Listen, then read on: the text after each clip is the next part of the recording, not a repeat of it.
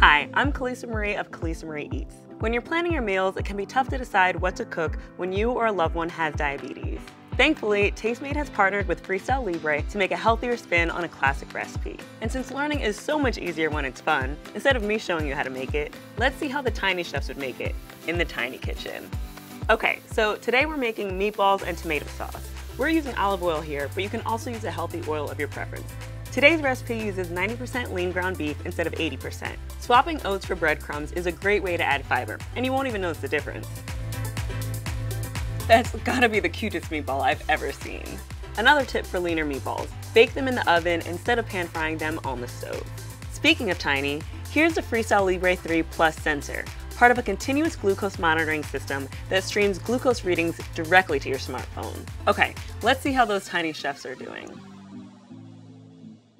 Sauce time. Some tomato sauces call for sausage, but with all these flavorful ingredients, we won't even need it. Now it's time to add the meatballs and bring all those flavors together. They nailed that dish. A tiny triumph of flavor. I hope you learned a few tips to stay on top of your diabetes management with simple changes to your favorite meals.